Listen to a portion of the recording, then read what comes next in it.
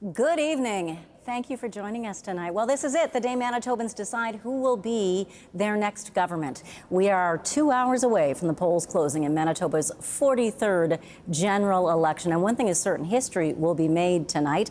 I'm grateful to have Christopher Adams, Adjunct Professor of Political Studies, beside me tonight. How exciting could this be? Well, it's great. 57 constituency, Janet. We're looking at the NDP, the Progressive Conservatives, and the Liberals, three main parties running.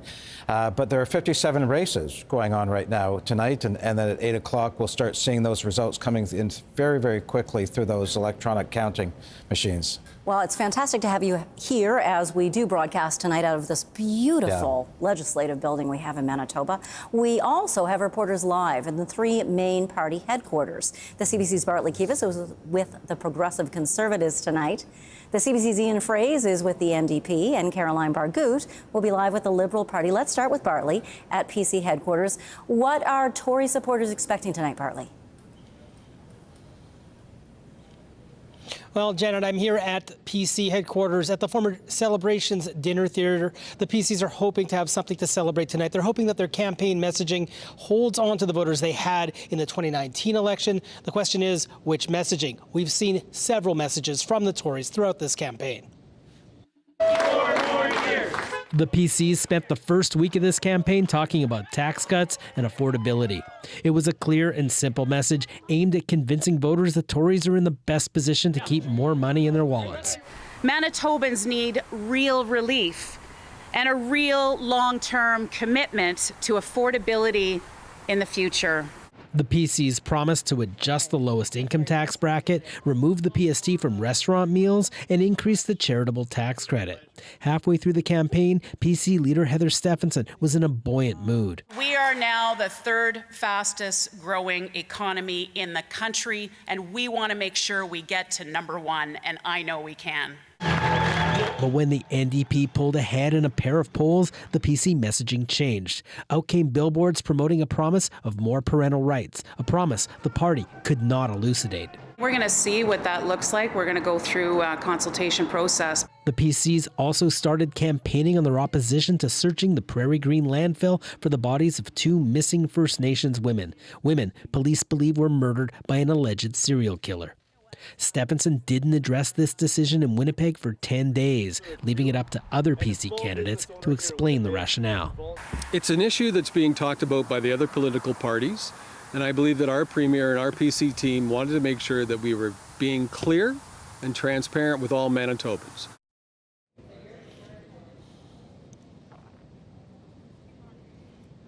So the question is whether any or all of those messages will be enough to hand the PCs their third consecutive victory. Janet. Thank you very much. Bartley Kivas reporting live tonight. The NDP's spirits have to be high following a pair of polls suggesting their party is the odds-on favorite.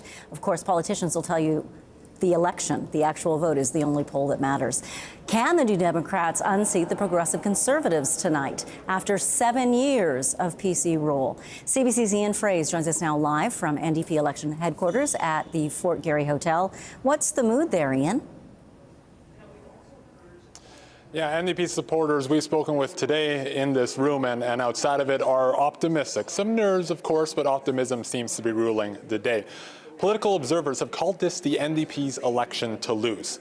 If the New Democrats do win, it means their strategy of making this election a referendum on health care worked, even if their biggest promise came as a surprise. And I'm running to be our premier so we can make life better for people. NDP leader Wald Canoe is vowing to reverse, in his words, the Tories' biggest mistake in office. Heather Stephenson wants to close emergency rooms. I want to build emergency rooms. The NDP promised to reopen the 3 Winnipeg ERs the Tories turned into urgent care centres, the Victoria, Concordia, and Seven Oaks hospitals. Canoe once suggested this would cost too much. Now it's central to the party's messaging, especially in South Winnipeg. If there is an emergency, they have to drive right by their community hospital to get the care that they need. And that just doesn't make much sense to people. And the healthcare promises kept coming. More staff, more beds, more clinics. Canoe insisted these pledges are achievable, even as staffing shortages are happening nationwide. This will be difficult work. I fully acknowledge that. But the way we do difficult things in Manitoba is by doing them together. The NDP made a concerted effort early to defuse the effectiveness of some PC attacks, like accusations an NDP government would be soft on crime. I will never defund the police. Raise taxes. I will never raise the PST. Or spend too much money. That's why one of my first commitments on this campaign was to balance the books within a first mandate. Canoe's appeal to the political center was the other through line in this campaign. During the televised debate, he spoke directly to supporters of Manitoba's perennial third-place party. But I want to close by reaching out to people who voted Liberal in the past. This year, I think we need to work together. The NDP has been going after Liberal voters from the first day of this campaign. That's when the party took out a full-page ad in the Winnipeg Free Press promoting the endorsement from a former Liberal, or from a current Liberal, but former MP, Lloyd Axworthy. Janet.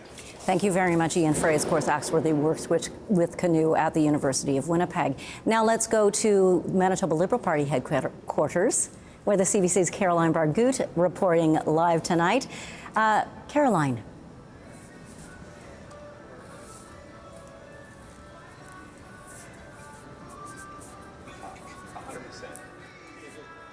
I think Caroline might be having some trouble hearing me. The Manitoba Liberals are running 49 candidates in 57 ridings, which leaves them 8 candidates short. Now, they struggle to find people to run in rural areas, and they say that's because people don't like the Prime Minister or the federal Liberals. Despite that, the party hopes that they'll be able to get a lot more numbers tonight on Election Day.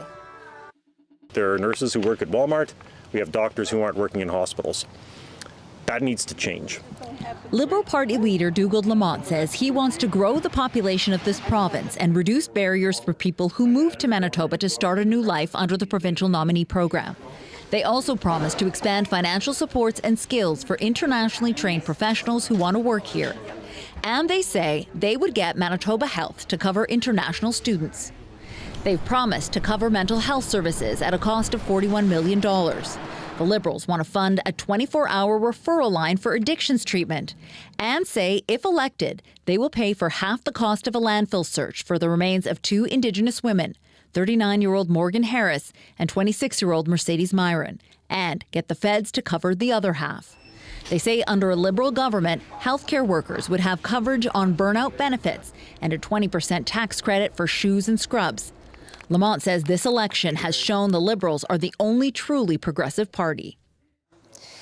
Dougald Lamont says that the Manitobans have the power to deny both the PCs and the NDP a majority, and the only way to do that is to vote for the Liberals. Back to you, Janet.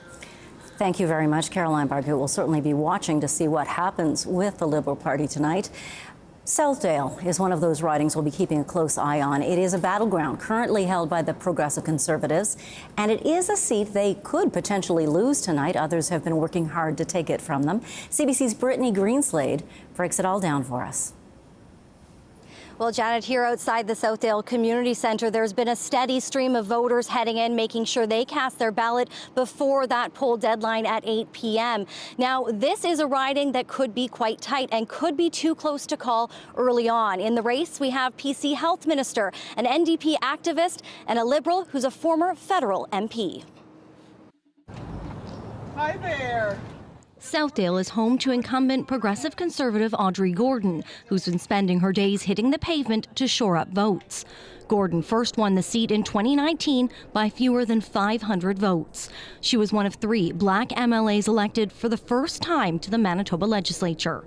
The PC government faced a lot of criticism from Manitobans over how it handled the COVID-19 pandemic and the struggling healthcare system.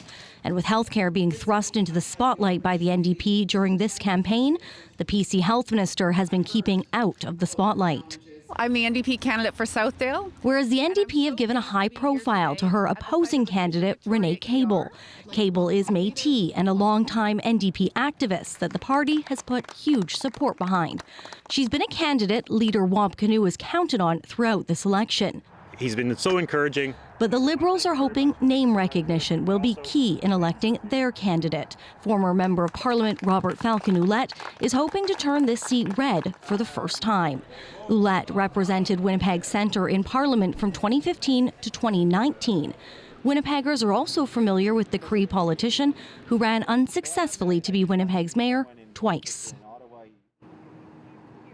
Now, this is one of those battleground ridings and one that we will be keeping a close eye on all night. Janet? Thank you so much. CBC's Brittany Greenslade reporting live tonight. We're also watching for change in this province. That's ultimately what tonight is about. Several ridings could flip, and among them, the riding of Selkirk. The CBC's Matt Humphrey is in that district. Matt? Hi, good afternoon. I'm here in beautiful Lockport, part of the Selkirk riding. Now, there are only two candidates in this riding, and they've both set up camp here in Lockport tonight. For the Progressive Conservative, Richard Pershott. He's a local business person. And the NDP candidate is Mitch Oback, a teacher in Selkirk and a youth sports coach. Both call Selkirk home. Both have campaigned on making life more affordable for people here in the area. And with so many communities in the area within the riding, there are more than 20,000 people in this riding. It was won by the Progressive Conservatives in 2019 by a local veterinarian, and now it's vacant. Alan Loge-Madier is not seeking re-election, and it's a vacant seat that the NDP are now hoping to pick up. Janet? Matt Humphrey, thank you very much. There are constituencies in this province that we call bellwethers. You know, the way they go, who gets elected and the party they belong to ends up being the party that wins the election overall, traditionally. In Winnipeg, Fort Richmond is one of those bellwether. The PCs have it, the NDP wants it. CBC's Josh Crabb is standing by in Fort Richmond tonight with details on that. Josh? Janet, Carrie Irvin Ross held this seat for the NDP between 2011 and 2016. Sarah Guimard unseated Irvin Ross in the 2016 election, and now, as you mentioned, the NDP is looking to take it back, in part by focusing on a promise to restore ER services at the hospital behind me. And this year's election features a diverse slate of candidates who have been vying for votes. Are you a candidate? Jennifer. Fort Richmond NDP candidate Jennifer Chen shakes hands at a campaign event in September outside Victoria Hospital. The party has promised to reopen 3 emergency rooms closed by the Progressive Conservative government, and it has pledged to start with the Vic. Chen, who came to Canada from China, is a community advocate and former school trustee and is trying to take back the seat for the NDP. Sarah Guimard, Manitoba's Minister of Advanced Education and Training at dissolution, has represented the constituency for the Tories since 2016. She isn't seeking re-election for health reasons. This candidate, Parmjit Shahi, who was born in India, is trying to hold the seat for the PCs. The entrepreneur and community volunteer has lived in the constituency 20 years. Photographer and filmmaker Ernie Nathaniel, who immigrated with his family as a child from India to the U.S. before coming to Canada, is running for the Manitoba Liberals. He has lived in Fort Richmond for more than 40 years. The diverse slate of candidates are vying to represent a diverse constituency. Nearly 40% of residents identify as immigrants, and more than half of residents identify as racially diverse. This constituency is relatively new. It was formed in 2008 and was first part of a general election in 2011, and it's one of the key constituencies that we'll be tracking tonight as it has gone to both the NDP and PCs in its short history. Janet. Thank you so much, Josh Crabb. So Chris Adams joins me this evening, of course, my political wisdom guy, and so many elections we've worked together. What is it you are looking for tonight? Well, you know, Janet, Manitoba, 57 seats, but 31 or 32 of them are in Winnipeg. So you can't win a general election in Manitoba without winning a lot of Winnipeg. And Brian Pallister took a lot of Winnipeg away from the NDP, and the NDP took it back earlier years and hope to take it back tonight. South Winnipeg, particularly in Winnipeg, which is the constellation of seats like what Josh was just talking about with Fort Richmond. Riel is another one. South Rosedale. So there are a whole number of seats there that have to be taken. So those are the swing ridings that historically that South Winnipeg used to belong to the PCs. Gary Doer took it for the NDP, and now Wab Kinew hopes to take it back again for the NDP. Now, rural Manitoba, outside the city, what do you expect this evening? Yeah, so Manitoba is divided in two halves, right? And the top half is the north, mostly northern First Nations communities, public service workers, people like that, and that is heavily NDP, those sparsely populated areas. South of the Canadian Shield line, that's heavily progressive conservative. But within South Manitoba, I look at Selkirk, that's going to be critical. Dawson's another one. Interlake Gimli's another one. And Brandon West, that used to be an NDP, but Brian Pallister took it to the PCs. And interestingly, PC leader Heather Stephenson was recently campaigning in all of those. She visited all those communities. That's right. A lot of the media were saying, oh, she's ducking, she's staying away from Winnipeg, but she was going to swing ridings. They're the seats that the PCs have to hold on to. So she wasn't ducking the election. She was out campaigning for her party. Doing the job of a leader, That's as Dougal Lamont has been doing as well for the Liberal Party. That's right. And he's been stretched thinly between his home constituency of St. Boniface and being the provincial leader for the party. And we saw that in 1995. Paul Edwards, leader of the Liberals, and having to deal with St. James. Now, we do have electronic voting this time around. Not electronic voting so much, but tabulation. The votes will be counted electronically. Yeah. What difference do you think that will make? Well, assuming the machinery works well, and I think Shipra Verma, the Chief Electoral Officer, wants it to work well. I think it will. But that means very quick results instead of what we saw in Alberta in the earlier election. So the other thing is you can vote anywhere in the province, and so that'll be an odd thing this year. And that's the first time for a Manitoba general election. That's right. So if you're up at the PAW and you belong in River Heights, you could have voted up in the PAW, and that'll be part of the calculation. Well, it'll be fun to watch that all come in. I expect it'll be very exciting if it comes in quickly. So I do hope that you can join us for our special coverage of the election beginning tonight at 7:30 right here. Let's go now back to the studio and Emily Brass for more of the day's news. Thank you, Janet. Well, people are still voting, and there are less than 2 hours left for voters to have their say. There's a countdown on the bottom of our screen, but when the polls opened, it was a bit dreary and bumpy in some places. CBC's Alana Cole explains. Setting up, getting ready to go. At this polling station at Earl Grey School in the Fort Rouge neighborhood, pouring rain didn't stop these early morning voters. Teresita Barelos was first in line here. It is very important as a Canadian citizen and to help our community, the people, and it's very interesting too. Allison Moore says she's been following the election closely and was excited to get out and vote. I'm a teacher, and I was out with some of my teacher friends last night, and everybody was talking about voting today. So, it seems like a change. Definitely people are more engaged, I'd say. This is the first time Manitoba is using electronic voting machines. Elections Manitoba says the storm this morning did cause power outages at some polls, but says there are backup plans for any interruptions.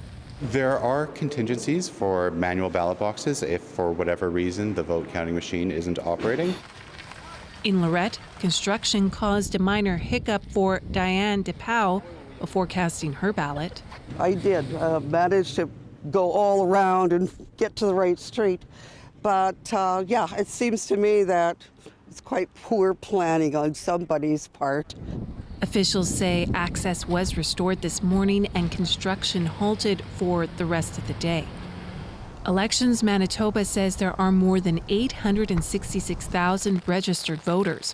Roughly 127,000 people had voted by 3:30 this afternoon.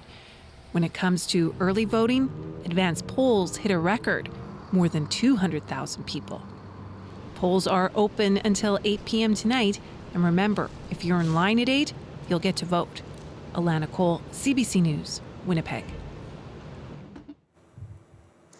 Elections Manitoba announced moments before the polls opened this morning that a candidate had withdrawn their name. Gabrielle Simard-Nadeau was running as the Green Party candidate in Steinbach. Elections Manitoba says any votes cast for her in advance polls and on Election Day will be counted as rejected. A Winnipeg man has raised concerns with Elections Manitoba about a mysterious group trying to sway voters.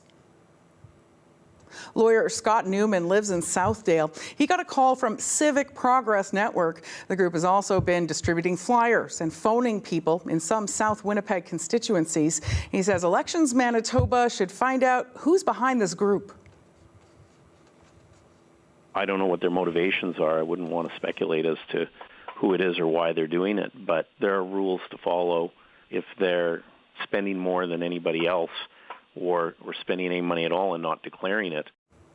Elections Manitoba confirms it's aware of concerns. A spokesperson says the Commissioner of Elections is responsible for investigating any alleged violations of the Election Financing Act. A 63-year-old man is dead after a car crashed into two houses in northeast Winnipeg. It happened around 2:30 this morning on Rothsay Street. Police believe the man experienced a medical event while driving the car. He later died. The street was closed for several hours while police investigated.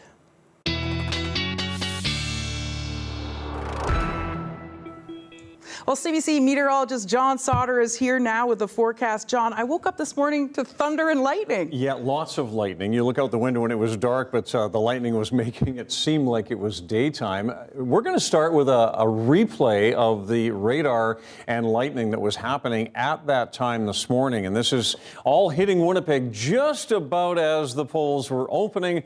But you can see that first wave of storm activity that moved through, hitting Winnipeg right at about 7 o'clock and then moving off to the northeast from there, and a second and a third wave in behind it. Here's a picture Riley took as he was walking to work this morning. So this is Good Street in the downtown area, pretty flooded out. We saw lots of that through the day today. Rainfall totals varied across the city, with, I think, the west seeing a little bit more. Areas around Westwood getting 42 millimeters. Island Lakes in the southeast was at 27, West Kildonan 22, and Bridgewater in the south at 24 millimeters. But the thing is, it came down at a very fast rate. All right, let's get to the satellite and radar right now. You can still see we have a lot of rain out here, just north of Brandon, up through the Riding Mountain area. Dauphin, no storm activity here. Most of the lightning is now off into Ontario. We zoom in on Winnipeg, and this is why I still have a few showers in my forecast as we head through the evening hours. One of them just scooted by Winnipeg is now north of Highway 44. We're seeing some blue sky here downtown right now, and that will be the case through the evening hours for a little while as we are in the dry slot of the low pressure system. But you can see more storms forming in North Dakota, and these ones are forming quickly, and they will likely drift to the northeast along with this system. And that is the general movement of the system, as you're about to see on Futurecast. Winds never really materialized into that 30 to 50 today, hovering at around 20 to 30 at times. We got to 21, my forecast high. Dew points are still really high, so it is a humid 21 degrees while we're still on the warm side of this low pressure system. There's the cold front that separates the warm air from the colder air on the other side, and you can see those northwest winds kicking in.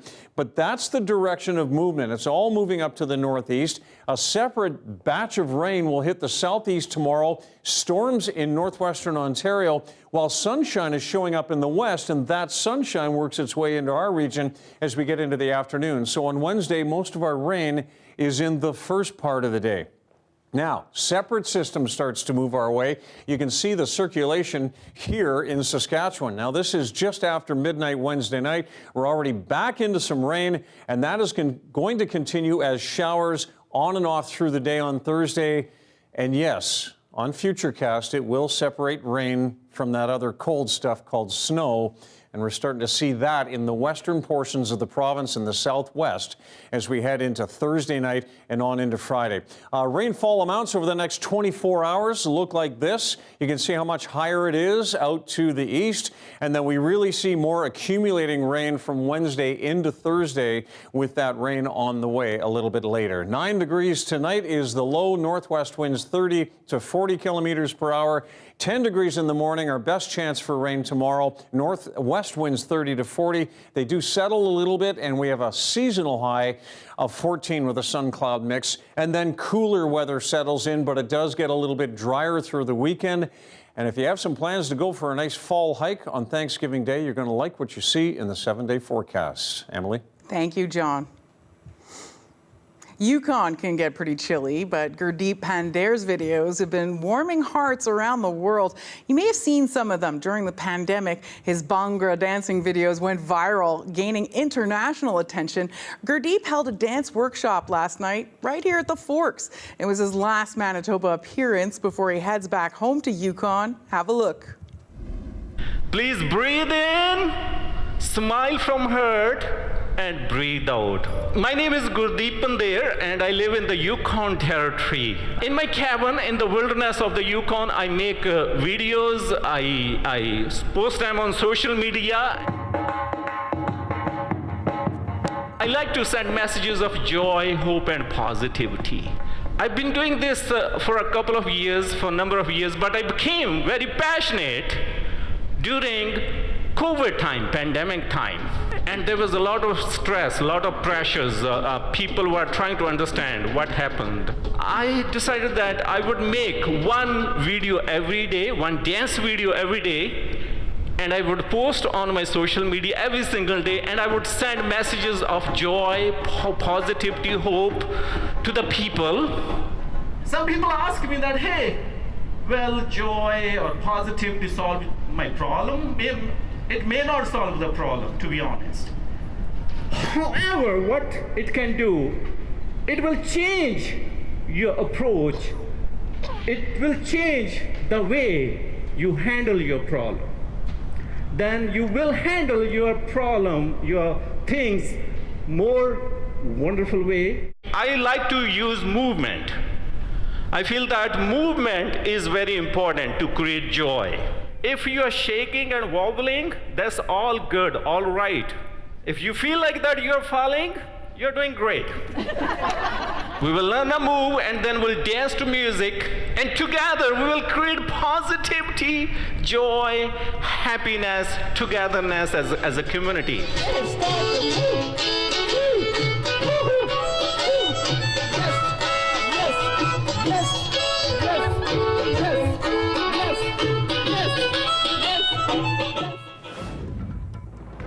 The prosecution has begun calling women who allege former fashion mogul Peter Nygard sexually assaulted them. We'll get the latest from the courthouse in Toronto after the break. You're watching CBC Winnipeg News.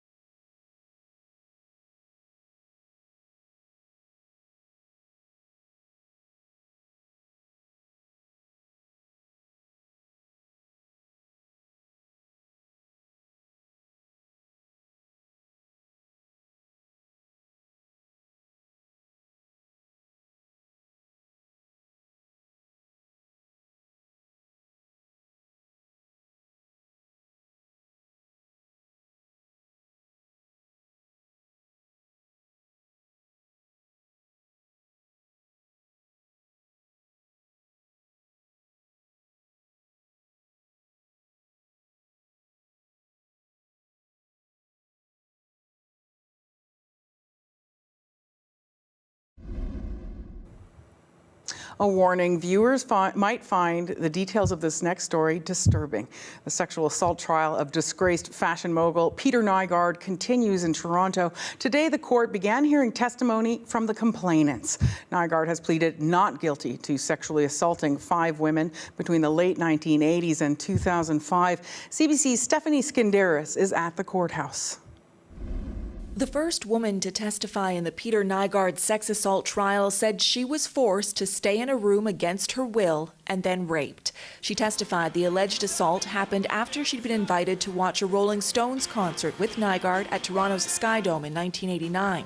She told the court they'd first met months prior on the tarmac at a Nassau airport when she was in her late 20s. She says Nygard told her about his properties, including in the Bahamas, and described his wealth and position in the fashion world. She testified she accepted a ride home after the flight, but was instead taken to Nygard's Toronto headquarters and given a tour that ended in his private bedroom before she was taken home. She told the court she wasn't interested romantically in Nygard, but she wanted to see the Rolling Stones. After that concert in December 1989, the woman said she was taken back to Nygard headquarters and went upstairs for a drink. She said she was trapped in the bedroom, the door locked by a keypad she didn't know how to use.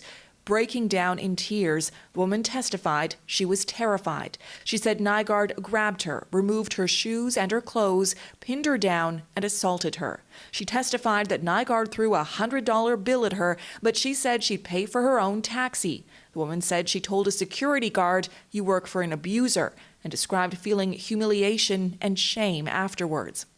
The woman is the first of 5 who will testify against 82-year-old Nygard in the coming weeks. None of the allegations have been proven, and he has pleaded not guilty to 5 counts of sexual assault and 1 of forcible confinement. Stephanie Skandaris, CBC News, Toronto. In a rare mid-session vote, members of Parliament have elected a new Speaker of the House of Commons. That the honourable member for Hull Elmer has been elected as Speaker. The election of Liberal MP Greg Fergus is historic. The 54-year-old becomes the first person of colour to hold the job. As is tradition, Fergus was ceremonially dragged to the Speaker's chair by the Prime Minister and the Leader of the Opposition. The election was triggered by the resignation of Anthony Rota. He stepped down last week after the Commons honoured a man who fought for the Nazis during the Second World War. Coming up, we'll head back to the Manitoba Legislature. Marcy Marcusa introduces us to our election night panel. We'll get their thoughts on how the campaign played out. Next, you're watching CBC Winnipeg News.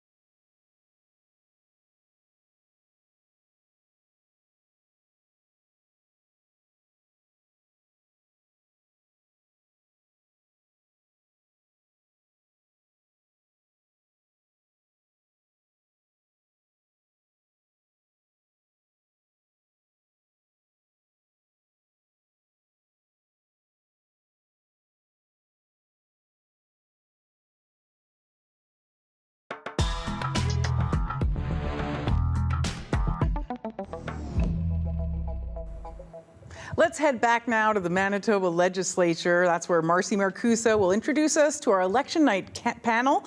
Here are their thoughts on the night ahead.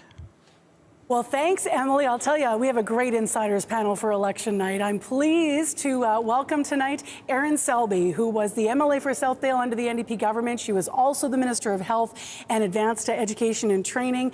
Welcome. Thank you. One word for how you're feeling as we're getting ready for everything to close. Pumped. Oh, I like that word, pumped. Shannon Martin, besides you, also might be pumped for the PC party, however.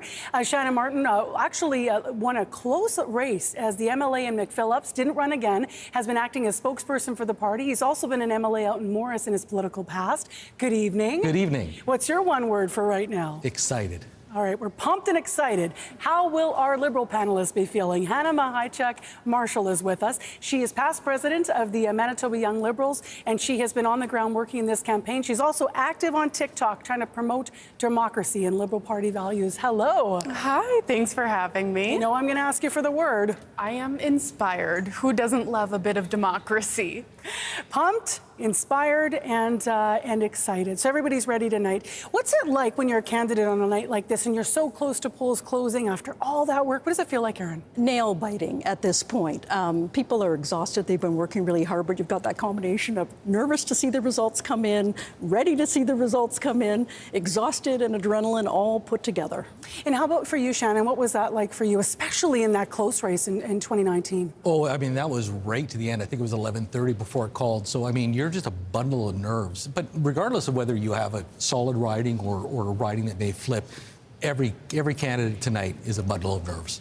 And for yourself, Hannah, what was it like? Obviously, you grew up, people might recognize your name. You grew up in a political family as well, but election nights for you, more nerves, more excitement?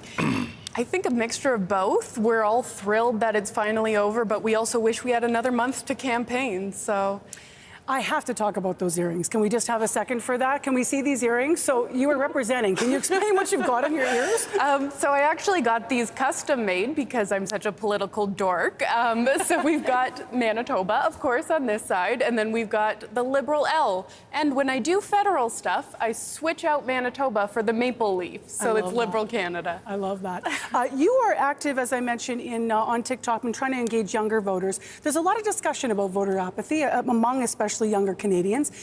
How do you try to get that message across, which is what people are doing right now? Go vote. This is your night. Yeah, exactly. And it's not easy. I don't think there's any one solution to young voter apathy. Meeting them where they're at, in this case, in my case, it's on TikTok, does help a lot when you actually put these opportunities to engage in these conversations in front of people, young people. They're thrilled to have them. Of course, they know what's going on in Manitoba and they want their voices to be heard, but it's just not in the traditional way. So meeting them where they're at and also understanding that if you are just moving chairs around, rearranging the deck on the Titanic, the young people might not feel properly engaged. So, well, let's engage democracy for a moment. Can we? Can we get in a selfie? Like Absolutely. All of us? Look Yes. at this. So we'll say, what should we say? We'll say, go Manitoba vote. Okay. Yeah. All right, ready? On 1, 2, 3, live. Oh, this way. We'll get it. We promise. Okay. On 3. 1, 2, 3. Go Manitoba vote. All right, we're done with the fun stuff, with the exciting stuff. Maybe we're all dorks for politics, which is why we're here. Let's turn to the serious things. What stood out for you in this campaign? It was, 28 days, big push, right after the summer. What stood out for you, Erin? What stood out for me was a positive campaign. The team stuck on message. We heard from Manitobans that healthcare was the most important issue in their minds, and that's what we talked about. And how about for you, Shannon? You know, it was the consistency in the PC approach in terms of reflecting what they heard at the doors. Affordability, number one, whether in Manitoba or across this country, and I think that has been largely reflected in the platform we put forward to Manitobans. And how about for you, Hannah, what would you say? I think what stood out was just that Manitoba Liberals did what Manitoba Liberals do. They put forward smart, thoughtful, reasonable, progressive ideas, and they were honest and open with Manitobans. What was your most amazing night? Like when you think about your whole career in politics, do you have a moment where you're like, oh, that night I remember? The first time I got elected in 2007, sitting at home, glued to CBC, waiting to see those marks come in and just wanting to see that check next to my name. Did you breathe out after you see the check, or when do you feel like you're I don't think it felt real until I got sworn in, actually. Yeah, and how about for you? I'm wondering for you in that close race, you were saying, you know, what was important for you, to be alone as it got nail biting there for you, or were you, who was around you? Oh, very much so. You want to be surrounded by your bedrock, your friends and family, because you are literally a bundle of nerves. You're watching every poll come in. It's going back and forth right down to the wire. It's unlike any experience most people will ever have. In terms of, you know, the moment we're in right now, just in our last minute, Hannah, what would you like to say to all of the people that put their names forward for your Liberal Party, all those candidates? Because it is, at the end of the day, this is public service. Oh my gosh, and it takes someone very brave to put their name forward. It's not an easy thing. So to every Manitoba Liberal candidate, I've gotten to know smart, talented, hardworking, but every candidate across Manitoba, thank you for what you do. And to the both of you, final word to the PC candidates tonight, Shannon? You know what? Good luck to every single candidate, and to echo Hannah's comments. Thank you. You are part of democracy. We would not exist without you. Aaron? I think they both said it perfectly. Thank you to every candidate who puts their name forward, no matter what party, no matter what political stripe. It's a tough job, and appreciate that people do it. Aaron Selby, Shannon Martin, and Hannah Mahaichuk Marshall are a panel tonight, our Insiders panel. And you're out, you're voting, and when those polls close, we're going to be back with you. Thank you, Marcy.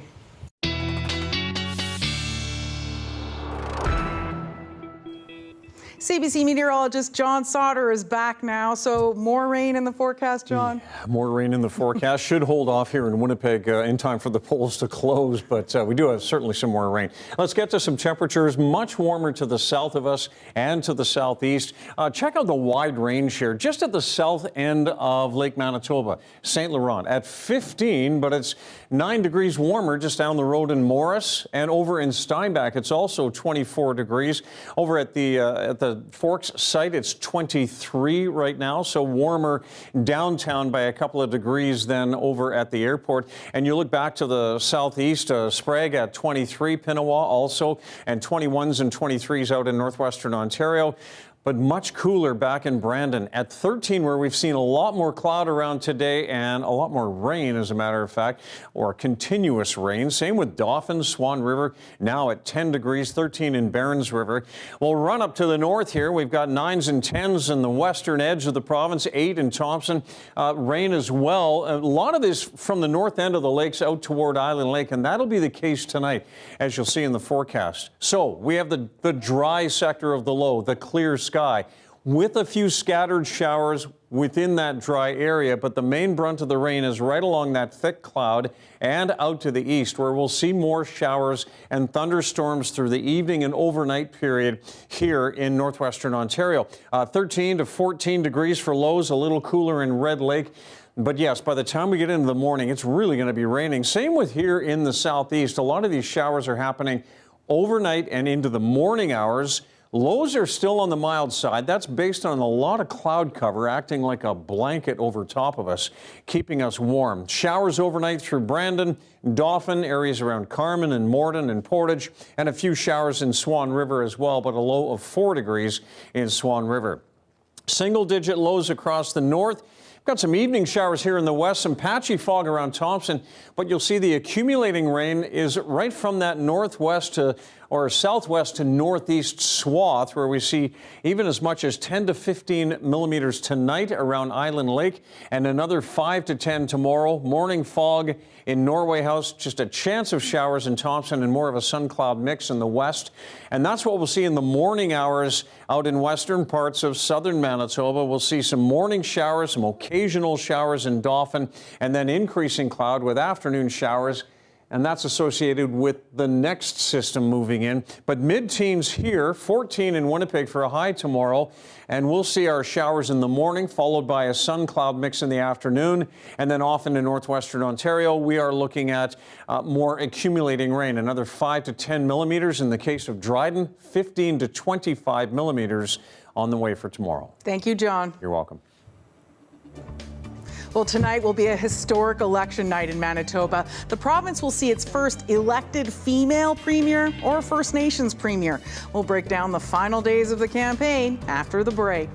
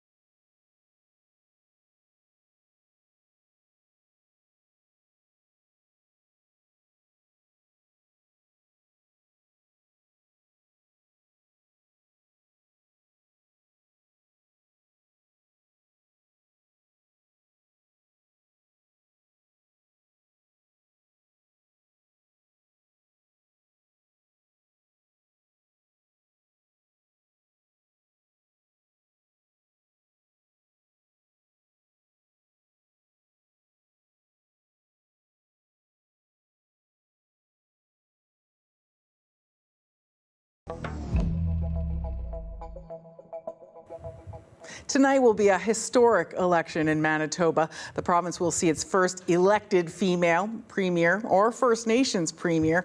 With record turnout in the advanced polls, Manitobans are paying attention. That's despite a PC ad that ran over the weekend suggesting you vote like no one is watching. Power and Politics host David Cochran breaks down the final days of the campaign. Stand firm and vote how you feel, not how others say you should. Because during an election, it's okay to disagree on issues without the fear of being judged. So vote like no one is watching. All right, we have our Manitoba election panel back for more insight, who everyone has been watching. Kelly Saunders is an associate professor at Brandon University, and here with me in Winnipeg, Mary Agnes Welch, principal with Probe Research. Okay, Kelly, let's start with you. I need some help.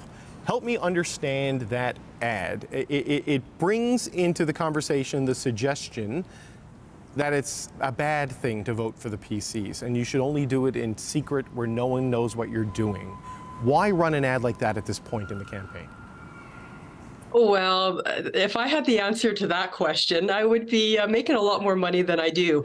I don't really know. It's odd. I mean, I've never seen anything like this in all my many decades of watching politics and seeing lots and lots and lots of ads over the years. I'm not quite sure what they were trying to get at, but it really does send the message that maybe it is embarrassing to vote for the PCs, and so you don't have to worry about outing yourself if that's something you want to do. It's certainly not the kind of positive messaging I think a party would want to have about its platform and its ideas, and yeah, it's just it's an odd one for sure. Mary Agnes, you know, advertising is supposed to make you feel good about your choices. I don't know how that one plays. I mean, what do you think the strategy is there? Yeah, I would say the last couple weeks of the Tory campaign has been a bit weird, actually, and that ad is part of it. I think it's supposed to speak to those voters who don't want to get canceled, sort of the anti-woke. You know, I know I can't say this out loud, so I'll say it at the ballot box. But you're right. It's not. In contrast, WAB has had this kind of Obama-esque, hopeful, let's work together kind of final couple of weeks of messaging, and this is really in contrast. On federal-provincial relations, depending on which way it goes, I mean, there's sort of this conservative wall of premiers from New Brunswick to the Rocky Mountains, though some conservatives will quibble with Doug Ford belongs in that group. How does, whichever way it goes, affect sort of Manitoba's place in the federal-provincial dynamic nationally? Absolutely. I'm sure Justin Trudeau is very much paying close attention to what happens here, and really hoping that the incumbent Conservative government does not get in, because as you just said, it really will break up that wall, certainly across the prairie provinces. I mean, you know, the Prime Minister already has his hands full trying to negotiate interprovincial relations with Saskatchewan, with Alberta, and so to have a more friendly face, a more friendly party in Manitoba in the form of Wab Kinew and the NDP would certainly help that. And I think it would also just provide, maybe take a little bit of the wind of the sails for the National Conservative Party. I think Mary Agnes is right that there's a little bit of a crossover between how the federal Conservatives are trying to position themselves and some of their messaging and what's happening in Manitoba. And so if the Tories lose, it means it takes out some of that wind out of those sails, and then maybe we might see a little bit of a shift of direction federally. Yeah, well, Mary Agnes, if Heather Stephenson were to win tonight, it's, you know, another Conservative premier wants to get rid of carbon tax and these sorts of things. I mean, how would a shift to Wab Kinew change the Fed-Prov dynamic in Manitoba, do you think? Yeah, I mean, I think it would change it for a little while, assuming Justin Trudeau and the Liberals stay in government for a long time. Exactly. You know, I think that's the next question we might want to talk about in the future. I think there's a lot of, everything from housing funding to, greenhouse gas, climate change work. I think there's a lot of things that the Tories have, if not opposed, sort of stalled on, just been kind of slow on.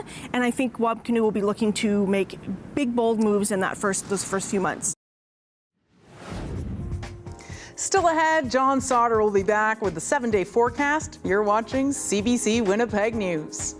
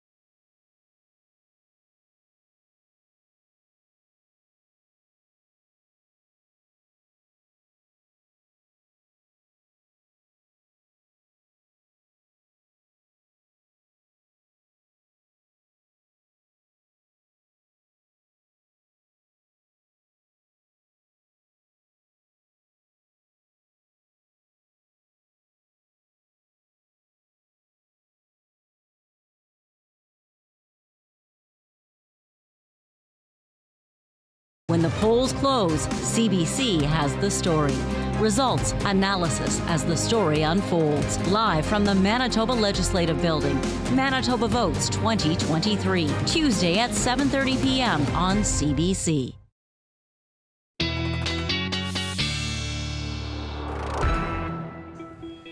21 degrees this afternoon in Winnipeg, even warmer to the south and to the east, but it certainly is going to cool off in the coming days. 14 tomorrow, a windy and rainy 11 on Thursday. Pretty broad day, cooler yet on Friday, but we'll start to see a little bit of a sun cloud mix and only a slight chance of showers. On the weekend, we start to warm up, 15 by Sunday, and for Thanksgiving Monday, a sunny high of 17 degrees. Thank you, John. And that's our program for tonight. Thank you for joining us. And be sure to join Janet Stewart and our election crew for our CBC News special, Manitoba Votes 2023. It starts in half an hour at 7:30 p.m. and the polls close at 8. Hope you have a great evening.